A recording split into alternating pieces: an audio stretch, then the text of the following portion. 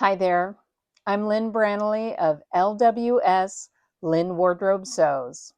I'm a Nomi pattern designer, and today we're going to do my sew along of my new pattern ME2092. Before we get started, I wanted to talk a little bit about my design and some of the design choices I made and why I made them. Some of you may know, besides being a Nomi designer, I am the co-owner of Sewn Adaptive here in Pasadena, California. And at Sewn Adaptive, we specialize in adaptive alteration and adaptive custom for people with disabilities. So when I'm doing any kind of design work, I always try to think in terms of, does this design include everyone? So here's a couple things that I did with this design with adaptive in mind. So similar to my first design, I made the peplum length shorter. A hack you could do though is you could extend it longer without any problem. You could also extend it even longer, making it more of an A-line skirt, and then you have a dress. That's one option. But I specifically made it this length so that it ends at the seated position at the lap. The other thing I did is we get asked all the time to do custom pants and custom jeans. And a lot of times the reason for the request is because the backside, when somebody is in the seated position long term, the backside needs to have as few things there as possible. So pockets are omitted. You want to eliminate having zippers or buttons or anything in the back so that people don't develop sores from being in the seated position for so long and not having feeling to know that there is an abrasion. So this silhouette for the pants, I did a side zip closure so that it is accessible for somebody with an ostomy bag. It also makes it easier for those that are using a catheter. And then there's no back pockets. It's simply two darts in the back. I intentionally created this silhouette the way I did. So like I said, it includes everyone. This pattern is ranked as average for sewing skill and has 10 pieces total for the entire garment. The pieces you will need are front, cut 2 of your lace and cut 4 of your lining. Piece number 2, the back, you'll cut 2 of your lace, 4 of your lining.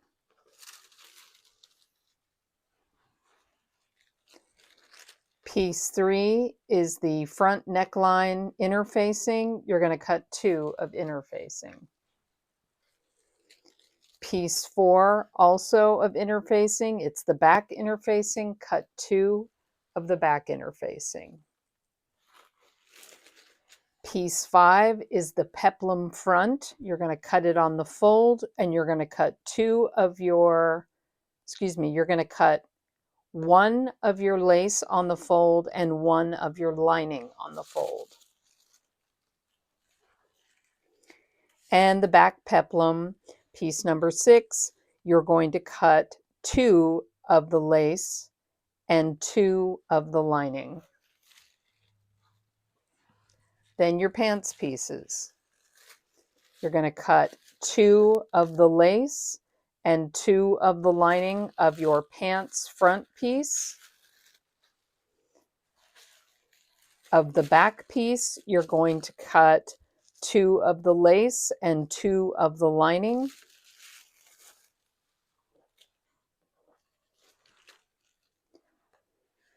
Piece 9, your front waistband, is cut on the fold. You'll cut 1 on the fold of your lace. You're going to cut 2 on the fold of your lining, and you're going to cut 2 on the fold of your interfacing.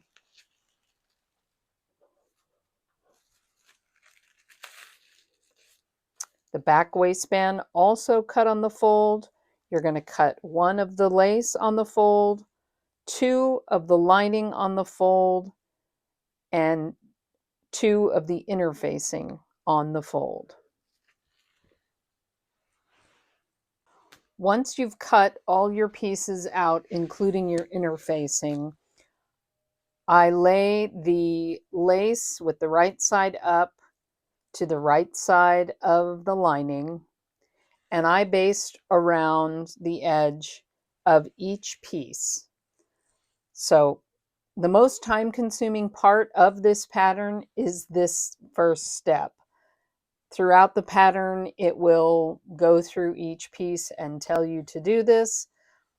I started by literally basting all my pieces, the lace to the underlining for everything first, and then go on to putting the project together.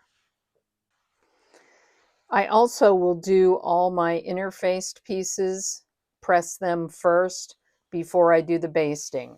So you're going to press the interfacing on the back piece at the neckline, on the back, as well as on the front piece on the front. The diagonal interface piece, you're going to press that to the front. And your waistbands. So back, front, and waistbands. So now I have my front pieces. I have basted the underlining to the lace, and I have done my interfacing. So now we're just going to do the bust dart. So I line up the dart legs. I usually put a little clip on the bottom. You should have done all your markings on your pattern. My marking has faded slightly, but it's where I put this pin. And you're going to sew from the dart leg mark all the way to the point, and you'll do this for both pieces.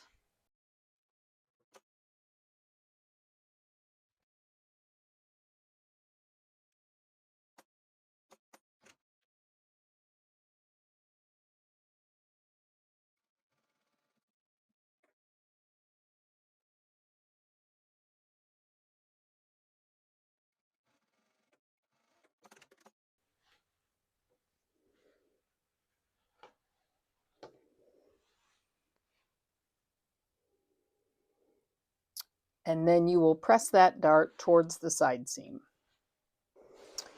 And then I do the same for the back pieces.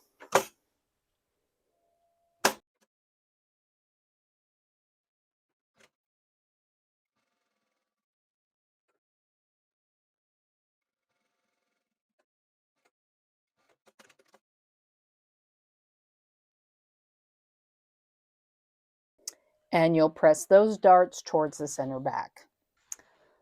So the next step you're going to do is you are going to sew your front pieces to your back pieces at the shoulder seams and at the side seams.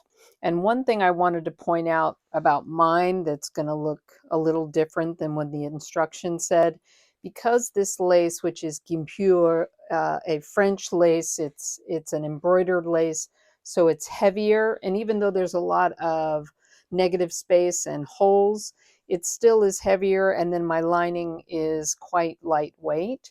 So I interface the same spots that the pattern asks you to interface on the additional bodice lining and on the waistband. I also interface these just to create a little more structure for these pieces, but that's a personal preference. The pattern itself doesn't call for you to do that. I just wanted to point that part out.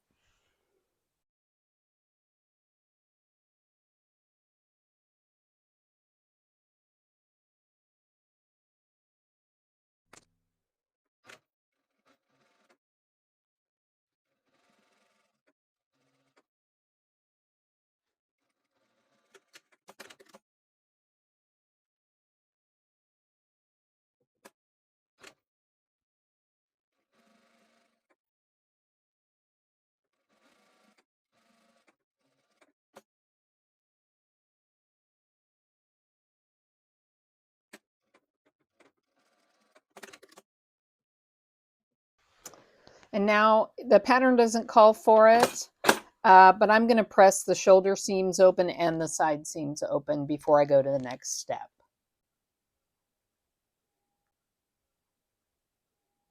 So now we're on step 5, where the pattern calls for you to have pre-packaged, pre-gathered lace for the armholes.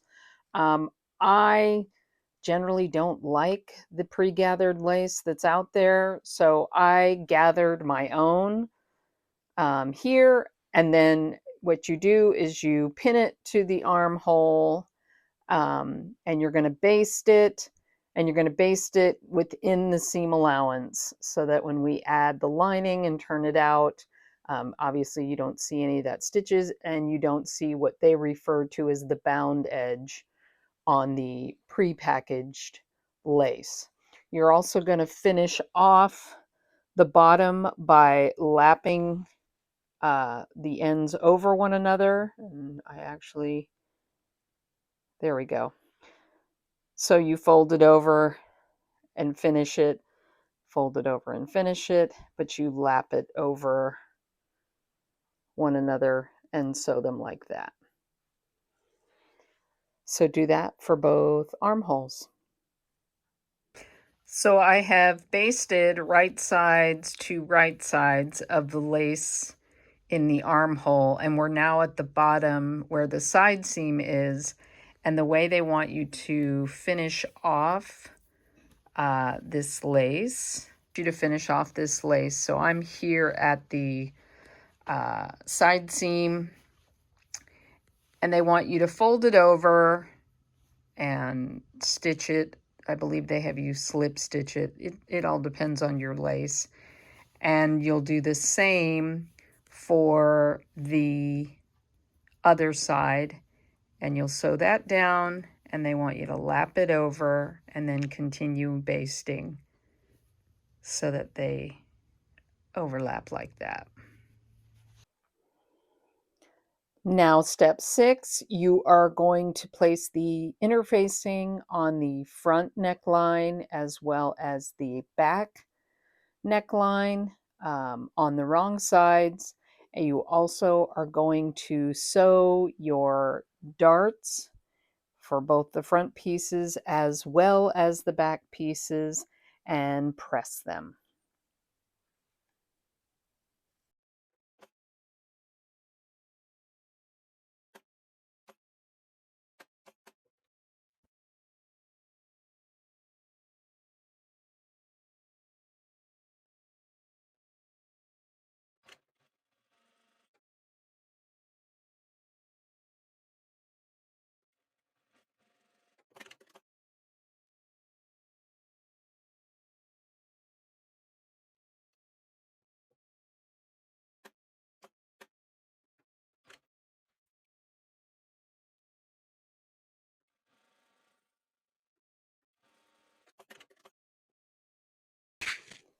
So now you're going to pin your lining right sides together of your bodice pieces. These are still separated.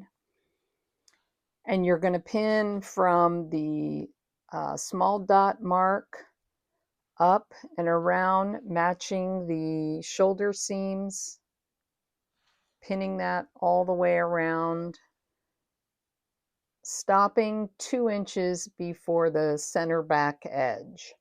And you're going to do that 5/8 seam allowance all the way to those points for both sides.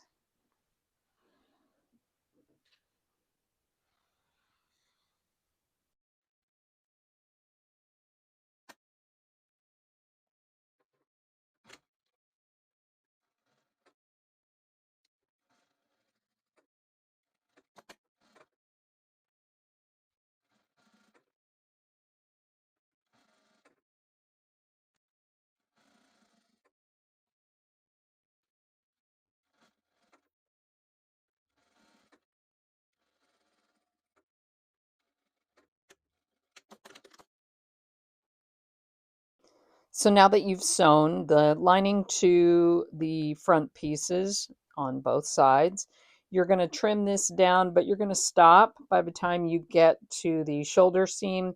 We don't want to trim this down since we've left these last 2 inches open in the center back.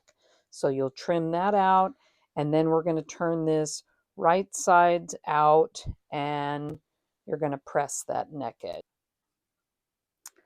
Now your lining is attached. You have trimmed down the front part of the neckline and turned it and pressed it. So now we have pressed the lining down.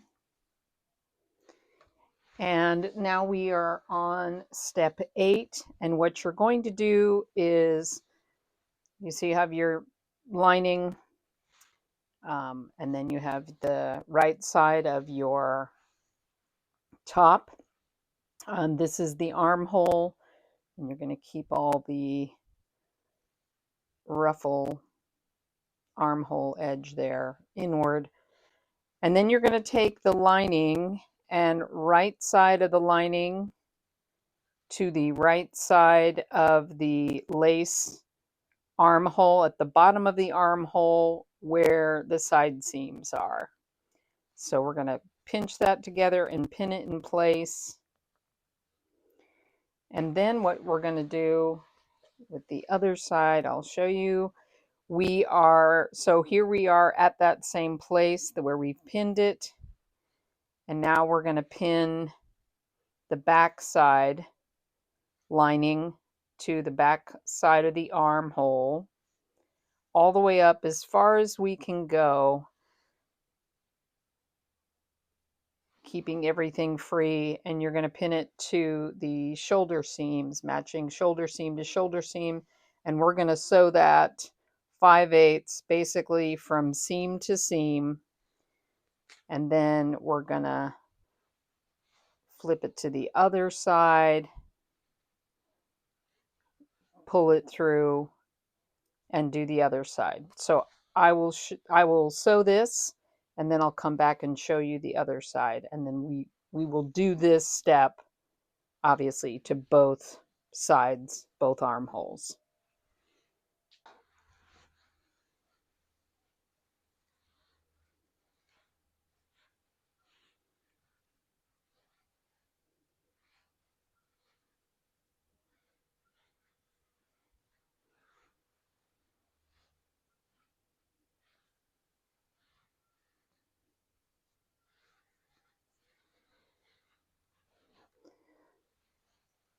So we're at the side seam, the lining, and the bodice.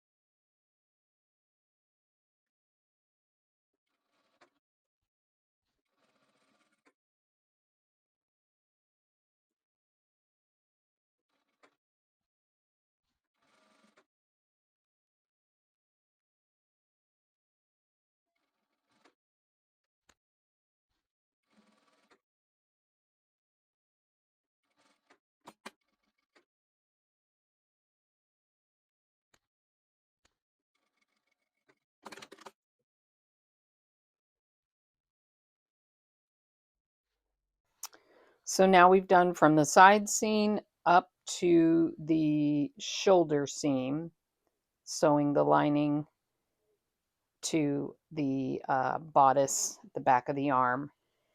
And now they kind of describe it as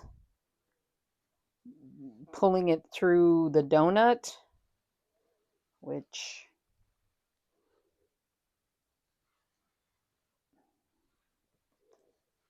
so now we're going to pin the front armhole lining and the outer together, pulling it through until we meet up with the side seam, and we sew that 5/8 5/8, and then you'll turn that all right side out, and your lining will be connected to your armhole, having your ruffle sandwiched between and standing out, and your inside will be completely lined.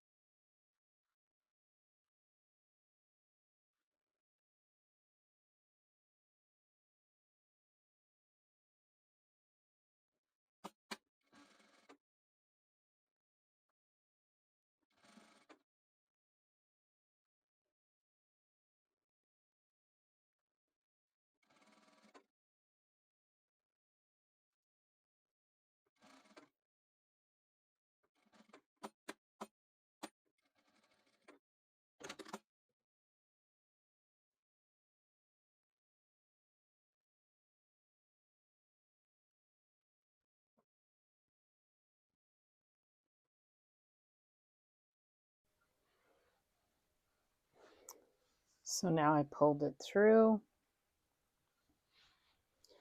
and you can see that the lining is attached in the armhole all the way around.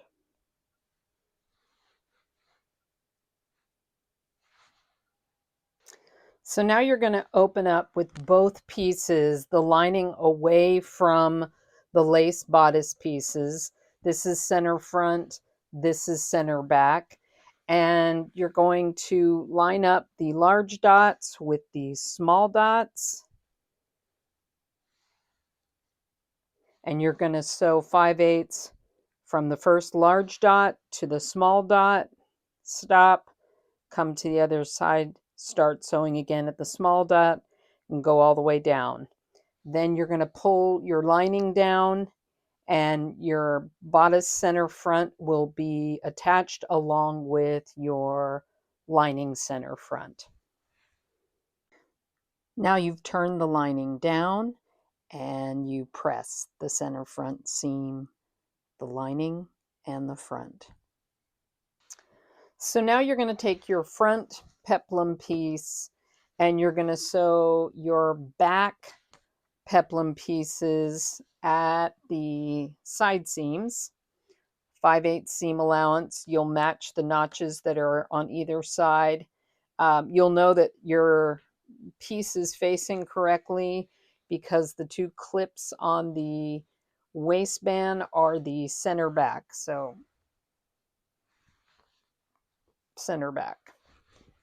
So attach the back peplum pieces to the front pieces, the front piece peplum on the side seams, and press it open. Remember, I'm doing mine um, as one piece, the lace with the lining, because of the type of lace. Yours would just be lace, and then you'll also do this same step for the lining pieces of the peplum. So we have the finished peplum and we have our finished lined bodice top. You are going to pin the peplum to the bottom edge of the bodice, leaving the lining free. So I push that up, right sides together. You have where you stop sewing was where the dot was, and there's a dot here as well. So I start at the center here and I'll pin that. You match your notches and you pin it all the way around to the center back on both sides, and then you'll sew it 5/8 all the way around. So my peplum is pinned and ready to be sewn. Remembering to keep the lining, the bodice lining free. We don't want to sew that in there. Also, if you're just doing the lace like the pattern calls for and you haven't done this extra underlining that I did, you need to stay stitch your pieced peplum at the waist edge. You don't want the lace to stretch and get bigger as you go. The stay stitching prevents that. Technically, I could attach this and move on. I don't need to have the extra lining piece, because then I could just do my hem and the peplum part would be done. I'm going to continue to show you um, the additional lining piece because that's how the pattern is. But I'm just saying for reference because this isn't sheer because I underlined the lace. Um, but just so it's clear from the instructions versus what I've got going on here.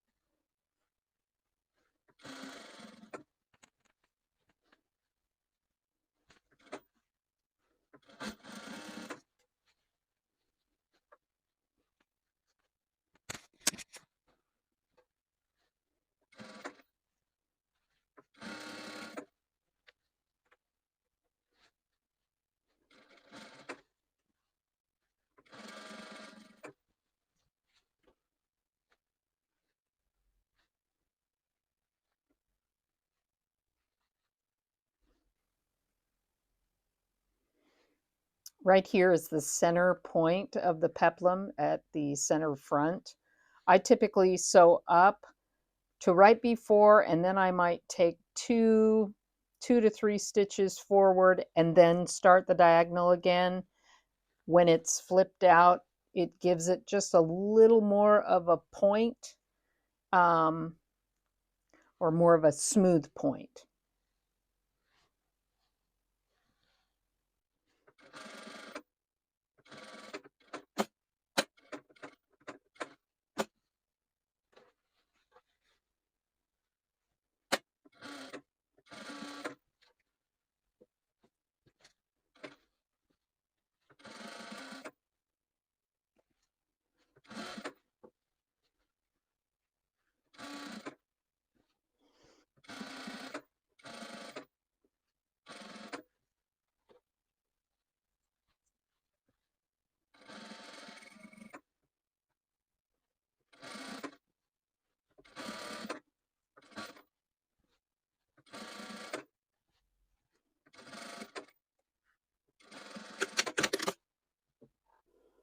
So now the peplum is attached to the bodice. So now you're going to assemble the peplum lining just like you did the self peplum. So you're going to stitch 5/8 the back to the front of the peplum, right sides together, matching the notches. And then you're going to stay stitch the entire waist edge. And then you're going to pin it to the lining, bodice lining. just like you did the peplum to the bodice, but to the lining. 5/8 seam allowance all the way around.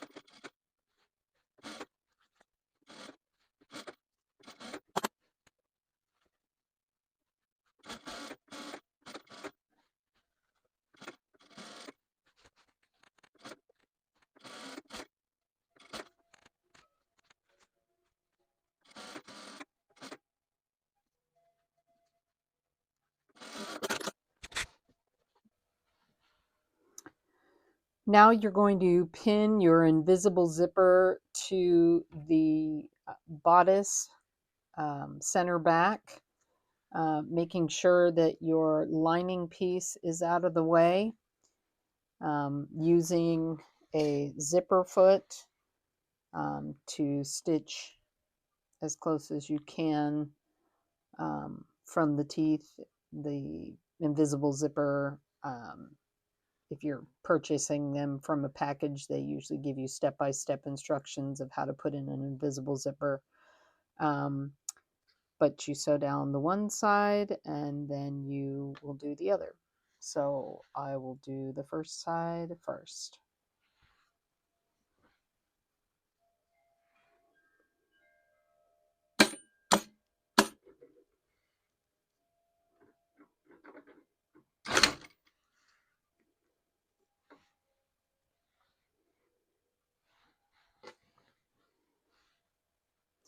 And you're stitching this down 5/8 from the center back edge. And I usually roll the teeth away from the center back so that I can stitch closely to the teeth.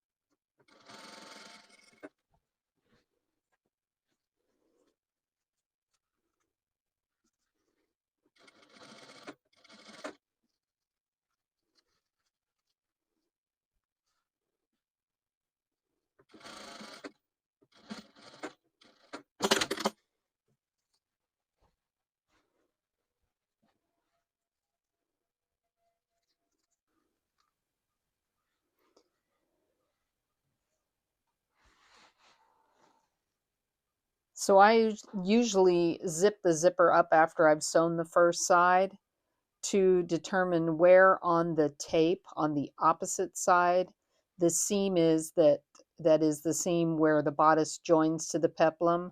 I usually mark on the tape with a marker where this seam is so that as I line it up, the tape onto the opposite side of the back bodice, I can make sure that the seams at the peplum line up. So now I've sewn my invisible zipper in on both sides, shortened my zipper and finished off the bottom, and then sewed the bottom of the peplum just up to where my invisible zipper stitching ended. Now we're going to sew the lining to the zipper tape so that the zipper is fully lined on the inside, just like the outside. So this side, I've turned it inside out again. So now the lining, wrong side is out and the wrong side of the bodice top. Remember, we left open the 2 inches at the neckband at the center back. So we're going to close that up, and then we're going to stitch just before the zipper stitching that we did for our invisible zipper. So just before that, just after your overlocking or finishing, about 1/4 of an inch, and you're going to sew the neckband, the neckline, excuse me, back that 2 inches, close that up, and then you're going to come down just in front of the zipper stitching, and you're going to go all the way down to just about the end of just before the end of the zipper. And then you're going to pin and do that on the other side as well. And when you turn it out, your inside of the garment, there is no visible seams at the zipper. And then obviously it's an invisible zipper from the outside. So go and stitch that.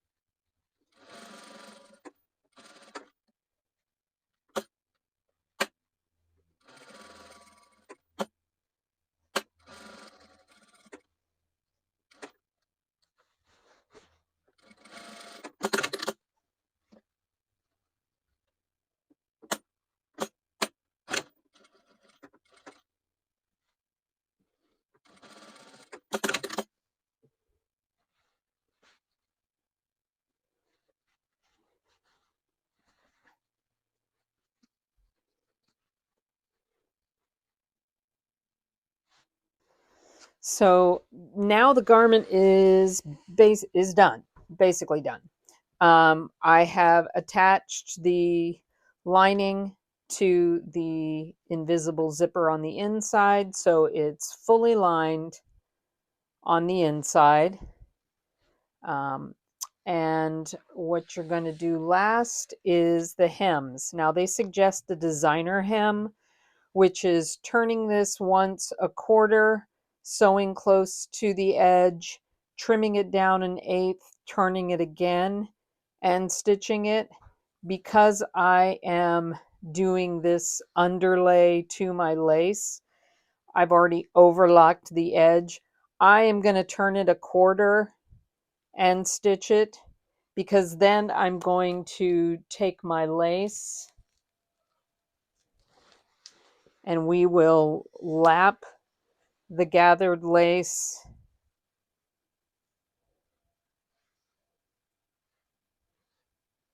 under that hem and stitch across across the top, preferably going over the same stitch as that first hem. But I can do the designer hem to the peplum lining. So I'll turn it a quarter, stitch, trim it down, turn it an eighth, and stitch again. And after you do both hems and attach your lace, which is optional, the only thing else that's left is if you want to add the ladder lace. I'll come back to that.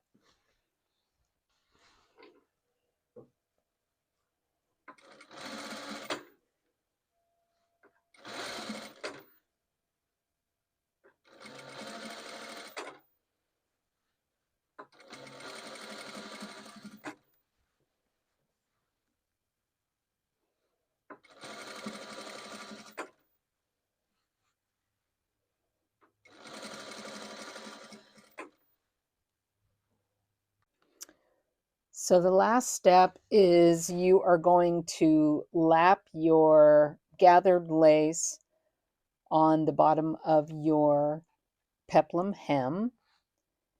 And I have pinned it in place here, and I'm going to sew a quarter of an inch from the peplum edge like I did before to attach it, so you're stitching in the same place. And then when you come to the ends, you're just going to slip stitch the two ends together and press it to the side.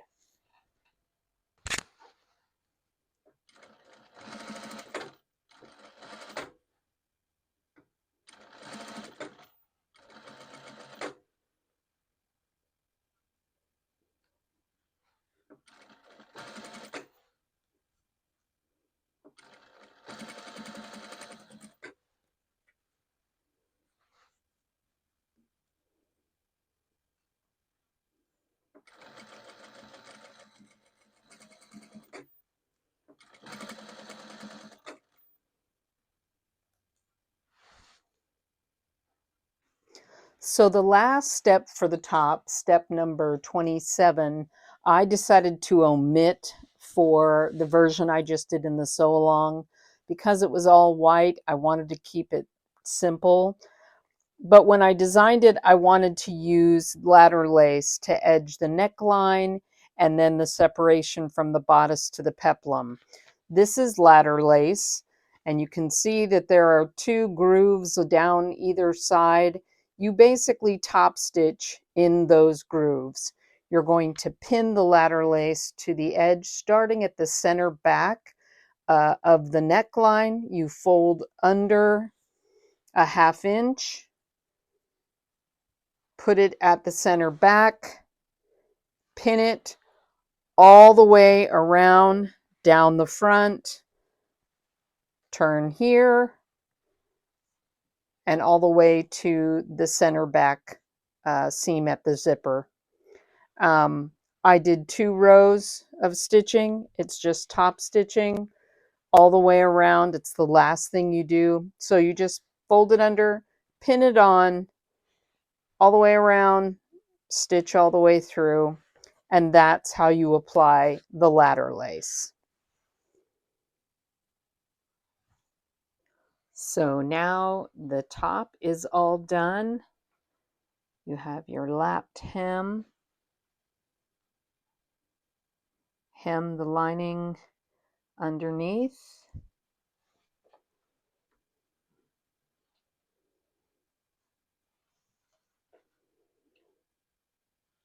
Now on to the pants. So for the pants, it's a very simple pant to make.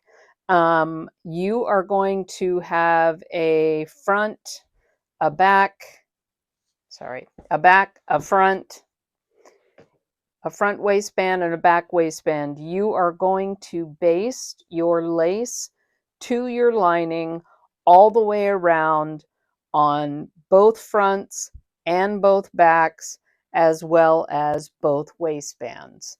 I also overlocked my inseams and my outseams because of the kind of lace that I have. I wanted to keep everything really clean before I assemble. So now you're going to go and put in your darts for your back pieces, and then we'll start assembling. So now we sew our back darts.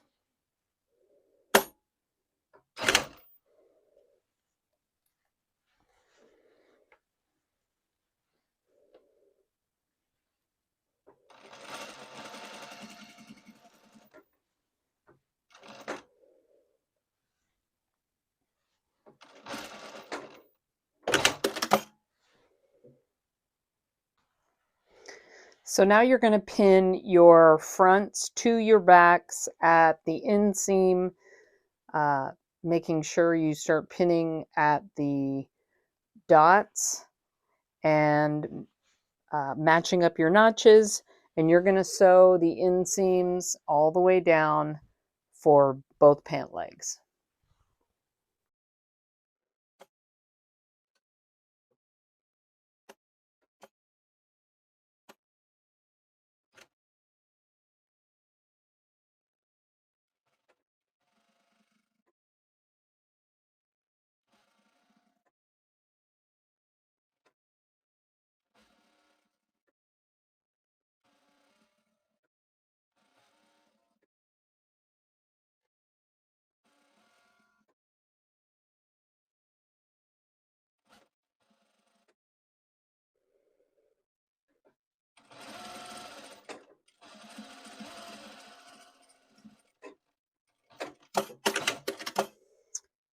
Now you'll go and press those inseams open. So now you've opened up your pant legs and you have pinned your fronts together, and you're going to pin matching up the inseam, pin, and go all the way up the back. And then you're going to sew 5/8 from the top all the way to the top. So now that you've sewn your crotch seams, we are going to sew the outside seams. The left side you're going to sew all the way down at 5/8 inch. The right side you're going to leave the opening, so you're going to go 3 inches down from the notch and start your sewing 5/8 all the way down. The opening is where we'll put the zipper. You need to stay stitch the entire waist of the garment.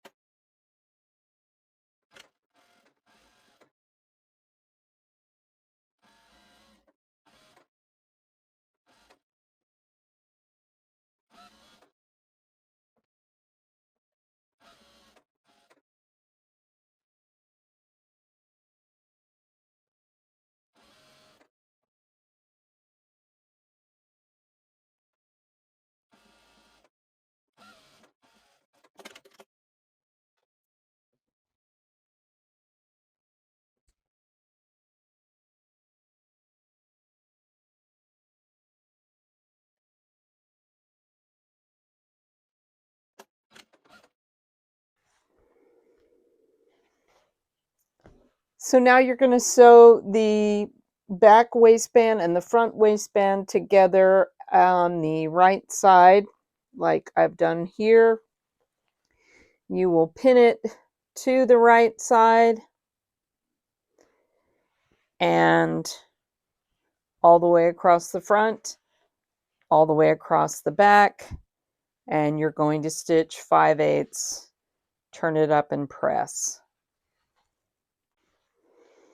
So now that the waistband's attached, you are going to install your invisible zipper.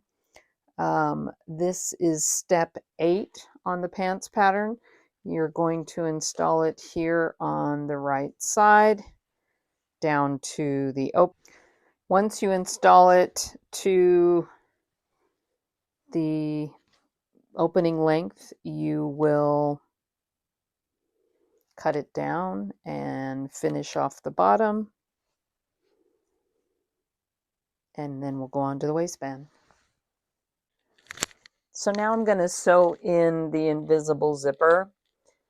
You will need a zipper foot or a invisible zipper foot if you have that. And basically, you're going to have the right side of the zipper tape to the right side of the garment. And you're going to sew as close to the teeth as possible. I usually roll the teeth with my finger as they go, as you sew.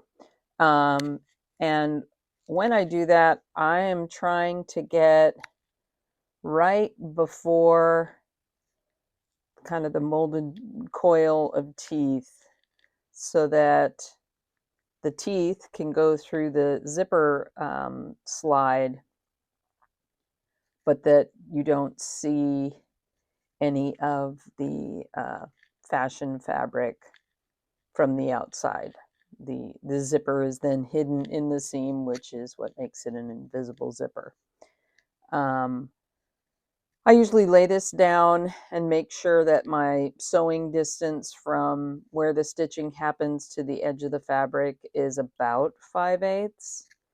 And it all depends once you've tried on the pants if you need to adjust that at all. I would do all the alteration stuff starting from the opposite side and try to balance it out on then this side. But you're going to sew down this side, then you're going to go to the other side, sew down that side, and you basically want to end at the same place just before the opening is done. So just before the opening is done, you're going to stop, because then we'll go back in and we'll sew up that difference both sides together.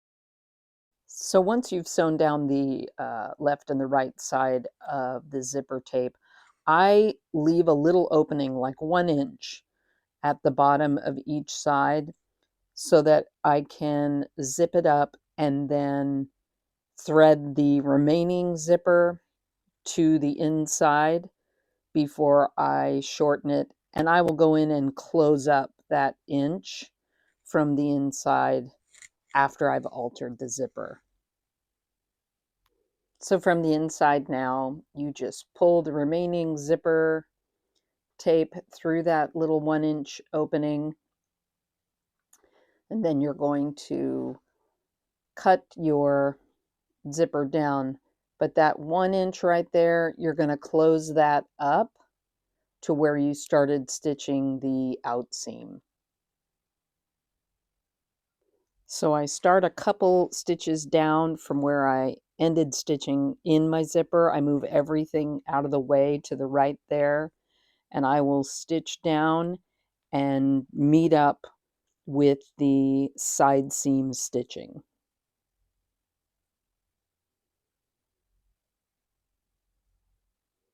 Now I will cut the zipper down, and then I'm going to show you how to bind the edge of the cut zipper. It's important, especially if you're making this garment for people who are in a wheelchair or have paralysis, that cut edge is soft and not abrasive.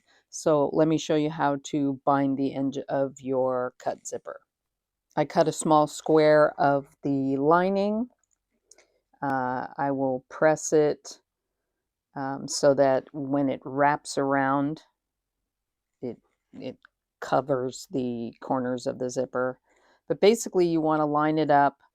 I typically bring it up about a 1/4 inch and then I stitch a 1/4 inch across, and then you're going to fold it down, wrap the sides around, and top stitch on top.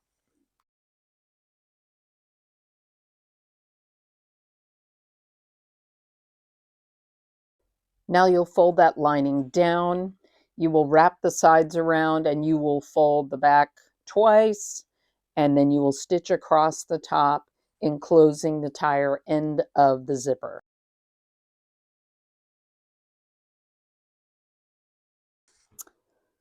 So now you're going to take your waistband lining and you're going to sew 5/8 on the right side, and then you're going to press up a 1/2 inch all the way around, and then we're going to pin the waistband to the top of the self waistband and sew 5/8 all the way around.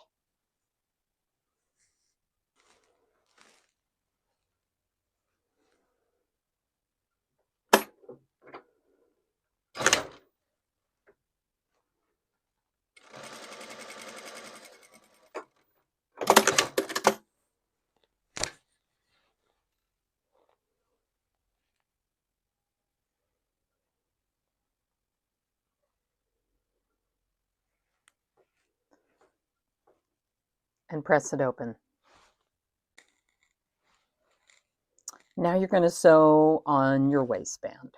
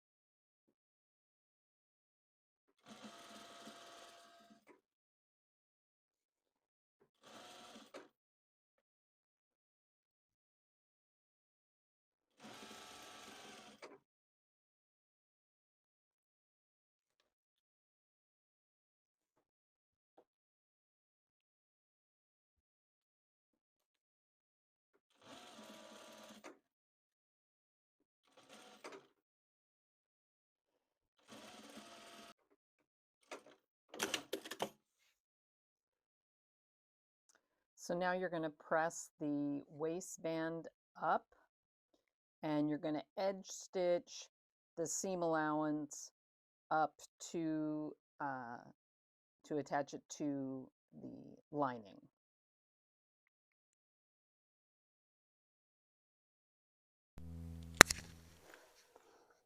So now you've attached your waistband lining. You've pressed it up a 1/2 inch.